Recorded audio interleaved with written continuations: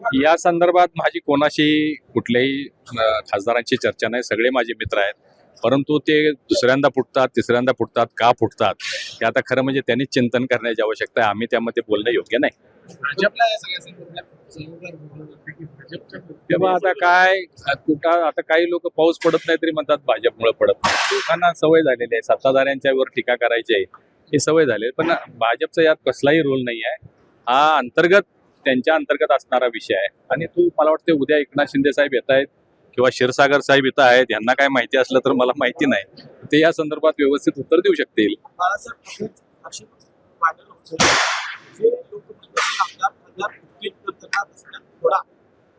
याचाच आधार घेऊन संजय राऊत म्हणतात की जे 6 आज रस्त्यावर मी बोलणं काही योग्य नाही आहे. शिवसेनेचे लोक प्रतिक्रिया दिले तर योग्य होईल.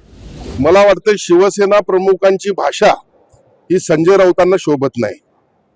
शिवसेना अशीच आहे आणि अशी भाषा आम्ही करू. खरी शिवसेना प्रमुखांचे विचार हे आमच्याकडे आहेत आणि त्यामुळे आमच्यातलं कोण फुटणार नाही आहे.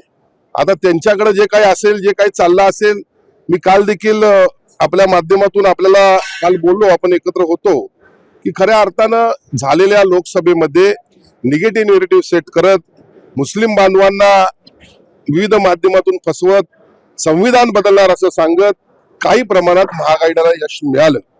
आणि मग काही शिवसैनिक ते त्यांच्याकडून निवडून आले, ते काही जास्त दिवस त्या ठिकाणी थांबले नाहीत. शिवसेना प्रमुखांचे विचार तिकडे नाहीत म्हटल्यावर ते सन्माननीय एकनाथजी शिंदे यांच्या संपर्कात आले आणि आम्ही कालच म्हणलं की टायगर जी काही स्कीम कालची होती किंवा जो कालचा प्रयोग होता हा यशस्वी करून दाखवलेला आहे. शिवसेना उद्धव बाळासाहेब ठाकरे यांची एकनाथ शिंदेची आहे. आता कसलं कारला ओरे म्हणणार राहिलंय कोण? शिवसेना आमचीच आहे आणि शिवसेना धनुष्यबाणाची आहे. शिवसेना एकनाथजी शिंदेची आहे. शिवसेना प्रमुखांची आहे. शिवसेना आनंद दिघे साहेबांची आहे आणि शिवसेना ही कडवट शिवसैनिकांची आहे, ते आमच्याकडे आहे. एकनाथ शिंदेचं दिल्लीमधील वजन वाढवण्यासाठी फोडाफोडीचं राजकारण होते अशी टीका. बघा, दिल्लीमध्ये आजपर्यंतचा इतिहास आहे.